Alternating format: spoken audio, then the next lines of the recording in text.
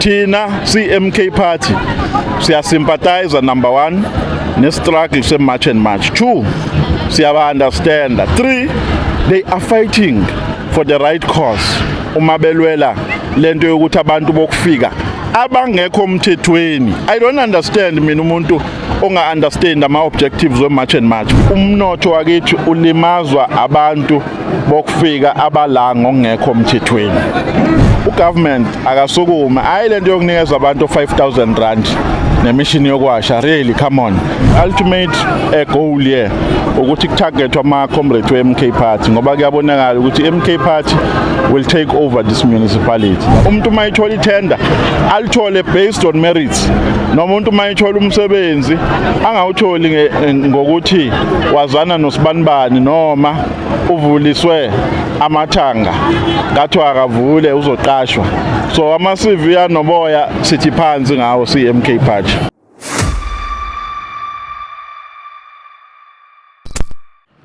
Dream on TV sisekhona ke kuyo le ndawo ibine march namhlanje. Right next to me ngiphethe Secretary General we-MK Party uSibonelo wakwaNomvalo ozalwa khona la eMzimkhulu. Buti Sibonelo sicela ukwamkela thina siyi-Dream on TV namhlanje. Sibingelele nakubabukeli be-Dream on TV. Sibonge nokuthi nizojoyina namhlanje umcimbi wethu we-march.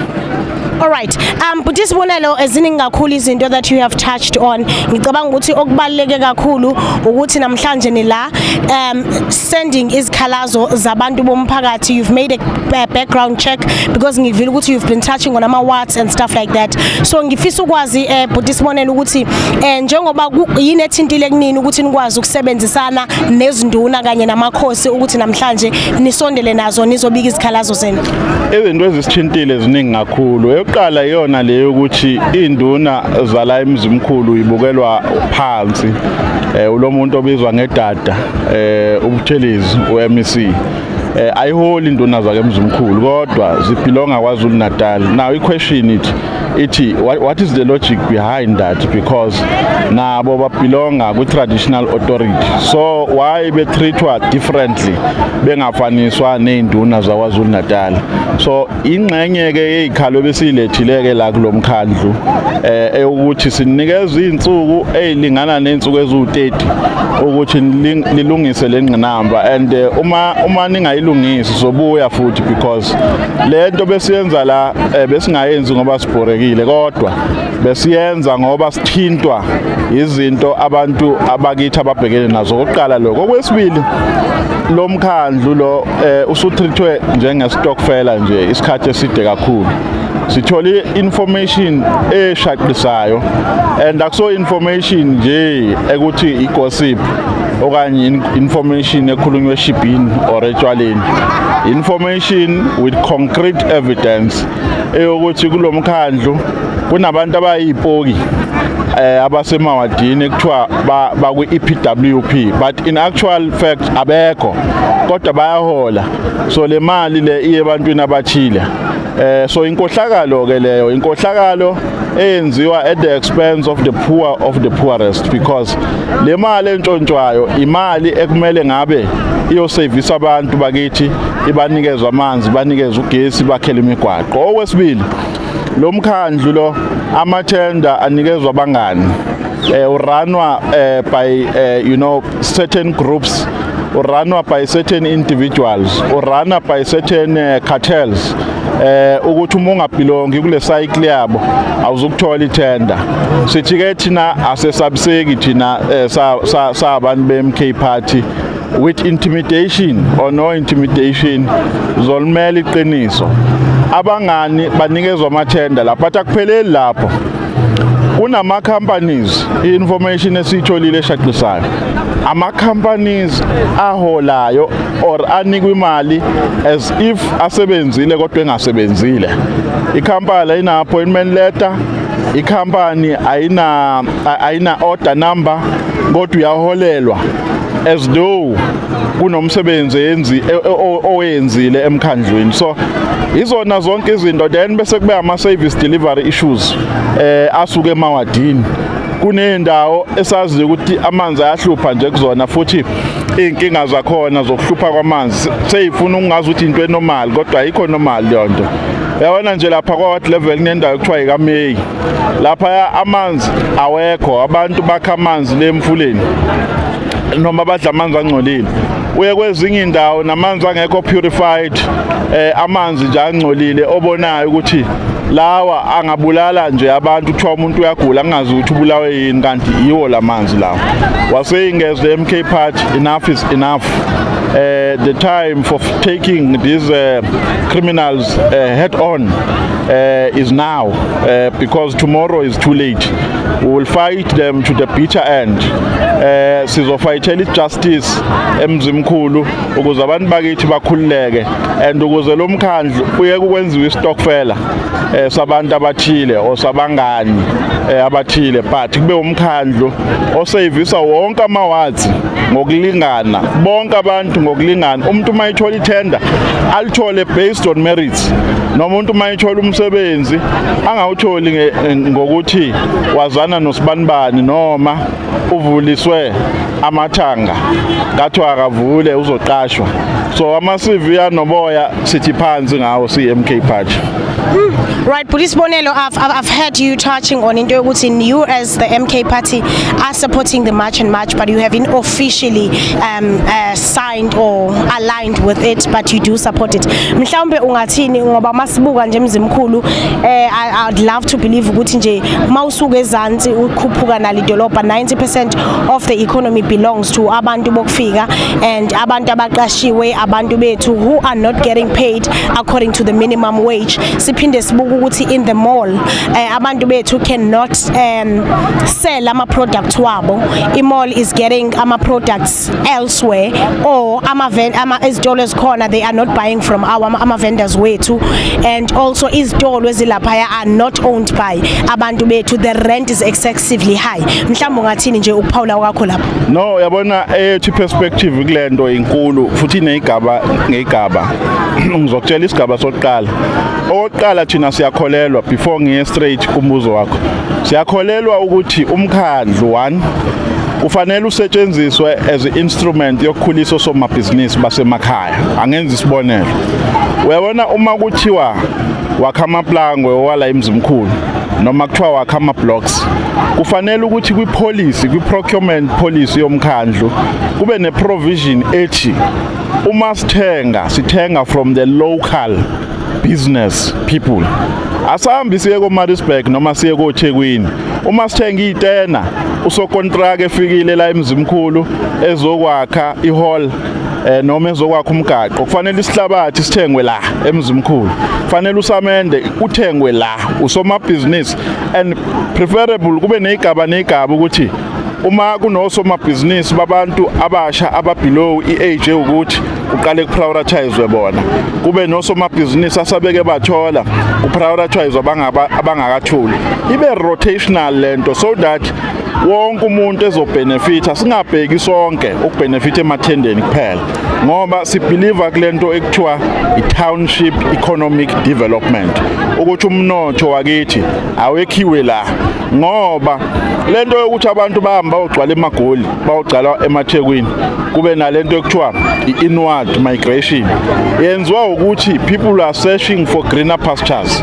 They go to those townships because there are no job opportunities kwindawo abasuka kuzona. Now if you have that local economic policy development, you are going to be able to service abantu at a local government using the local municipality as an instrument to enhance that perspective. That is number one. Now uhulumeni ukuthi engayenzi leyo nto, on the other hand aphinde afaile ukuprotecta abantu abamnyama abayizamelayo. Afaile ukuprotecta ngani ngokuthi avumele nje abantu abase South Africa ngokungekho emthethweni ukuthi benze noma yini, ukuthi badayise ama drugs, ukuthi badayise ihunga, ukuthi badayise bavula amasaluni, ukuthi bavule ilokhuzana zonke le zitolo lezi ezingcolile la abayivulayo ezidayisa ukudla ku expired angaba protect and ngoba into zabazazi bayigaya kephi abantu bethu bahamba uthenga khona wabethi kushibhile uthi uyafika wena usomabhizinisi ufaka iprice ene market value wena ngingathengwa kuwe isitolo sakho singayiproduce i-income or i-profit. So uhulumeni is failing dismally to fight into illegal immigration. That is where we're coming from as the MK Party City. Tina, MK Party, siya sympathize number 1, ne struggle se match and match. 2, siya understand. 3, they are fighting for the right cause.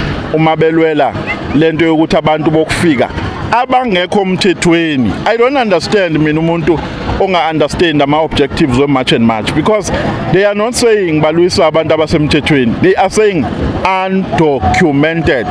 And when you are undocumented, you have broken the law. You have violated the law by coming to this country in a legal way. So what is the question? Where is the confusion there? Because when you break the law, you are a criminal and you must be treated as such. So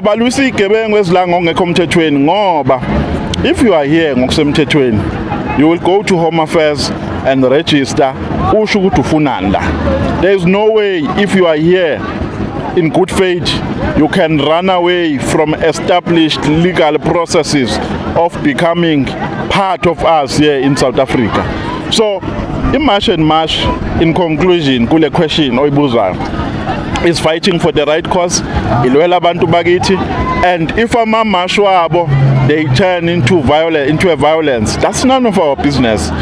It means the police are not rising to the occasion, because if a march illegal, the police must be there, must be visible, and they must have enough strategies to ensure that the march does not get reduced to chaos or does not get reduced to violence and so on. So asikwazi ukuthi ngenxa ukuthi amapolisa wethu they don't know whether they are coming or going, then kufanele si blame march and march eyenza into correct eyenzela abantu bakithi base South Africa. All right, Budisbonela, there's a letter that I once saw that the spaza shops should belong to our black people. If we are kumbulakahle, there are people who completed in the universities because umkhulu babe run spaza, but our people cannot compete with the Pakistans, because Pakistan prices wabo are ridiculously low, and therefore bagcina ngathengwa ukudla kwabo kubole begcine bevala. So the letter was saying specifically the black communities, spaza shops belong kubona. Mhlawumbe ungathi how far with that, senitholile response, and athi nama processes of making sure that belongs to our black people. Yeah, kunosisi esinaye lapha eParliament ekuthiwa uCarol Mafagane obelonga kwi-portfolio committee edila nalezi zinto. Uyifayitha lento tooth and nail ngoba we are not only saying they must be owned by abantu abamnyama or by South Africans. We are also saying there must be incentives from government to inject the capital, because in our days, because of the low levels of social conditions, socio-economic conditions, ukuthi ungavula ispaza without any support. We're doing support ukuthi ube ne-equipment yokuvula ispaza, uma ufuna ukudayisa ama-ships, ube nemishini yokuwagaya and so on and so forth. So we are saying government akasukuma ayilento yokunikeza abantu 5,000 rand nemishini yokwasha. Really, come on. Government must not only inject these small monies. One, capital must be fair. Two, uma ngabe umuntu esesivulele ispaza akube khona supervision from the government. Kungabi ukuthi we are just throwing in monies nje, kungabi na supervision. Akube ne supervision in terms of skills. If for instance uvula into yama-phone, there must be a professional assistance oyitholayo from uhulumeni ukuthi here is a person esimdeployile for a period of 2 years or for a period of 1 year ukuthi uzokulekelela ngalama skills and expertise until you absorb the necessary skills ukuthi ungakwazi ke manje ukuthi uyimele uyiranele without relying uhulumeni. So izinto ke lezo CMK Party esithi azenziwe ukuze umnotho wabantu bakithi ukhule singarely sonke kuhulumeni ukuthi akube uyena osenzela izinto, but also uhulumeni naye kufanele enze ukuthi kungarely kuwo ngokuthi empowerisha abantu bakithi ukuthi babe osomabhizinisi abayimele. So abantu ke baye bathi hayi no, abantu iphaza ezayirana omkhulu bazo bayinikeze ama-Pakistan and so on. Into edala ukuthi bayinikeze wona ama-Pakistan ukuthi uyofice kwindawo yangakini kwi-community urun isitolo wena lifika iPakistan livele lifike nama-prices below ngo-50% kwawakho.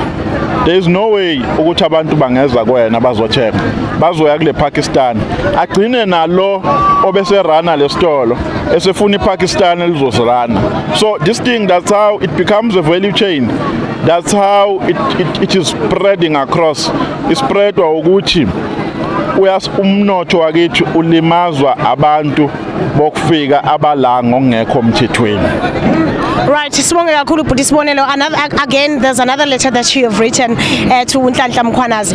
Mhlawumbe ungathi yini nje eshaqisa ngempela besides isiganeko sika baba uSindiso Magaqa esibonile ukuthi ngempela it has dragged icase yakhe ithatha isikhathi. I think I was still in high school kwenzeka sengize ngacomplete nami and sengiyaguga nami ukuze sibone progress. So ngicabanga ukuthi mhlawumbe ikhona into oyibonile eyenye that's different eyenza ukuthi uzugcine usuthatha step esikhulu kangaka. Yeah, no, okushaqisayo nje ukuthi kukhona ama-comrade wethu asethola ama-death threats. That's number one. And we can start the trends of these things ukuthi the ultimate goal here ukuthi kutargetwa ama-comrade we-MK Party ngoba kuyabonakala ukuthi MK Party will take over this municipality. That's number one. Number two, umsebenzi wamaphoyisa i-competence yawo is to prevent and fight crime. So it means they must not come after the fact. They must come with preventative measures. Ukuthi Umzimkhulu historically is a hotspot of was a hotspot of political killings.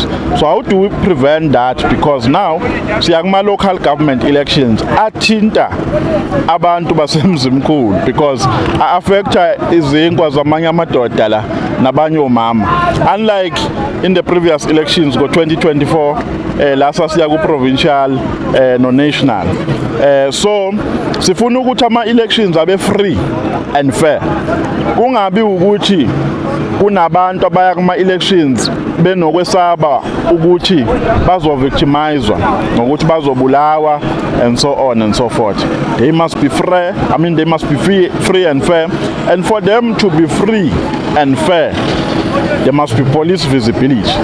NIO must come here, PKTT must come here. We feel sorry for the family of Usindiso Magaqa ukuthi they lost their son and they can no longer see him because of corruption. He was killed for unveiling corruption like Mzimkhulu. So we are saying that should never happen again. Ngoba lenkohlakalo nje osisho ukuthi iningi futhi sazoyiveza la asifuni ukusatshiswa la ngebhamu ukuthi hayi no umuveza lokhu uzobulawa and so on. And two, uma siya kuma campaigns siyoncenca abantu ukuthi abavotela umkhonto asifuna abantu abazozivimba ngoba bathi bona bakwazi ukudubula and so on and so forth. Yeah. Right. Sibonge kakhulu ku Secretary General ousibonelo Namvalo. Thina ke sithi Mon TV ukuthi nje ukuthatha lo mbukiso bhanya sidlulisele kubantu. Besikhona ke la kwi march ye MK Party namhlanje kumhla ka 5 June 2026. Okwakho nje ukuthi please subscribe to our YouTube channel Siwu Dream On TV News, uphinde usibheke khona lapha ya ku Facebook we are Dream On TV. Hlala kanjalo ke igama lami ndingu Amlo wakwambabala. I'm signing out. Bye.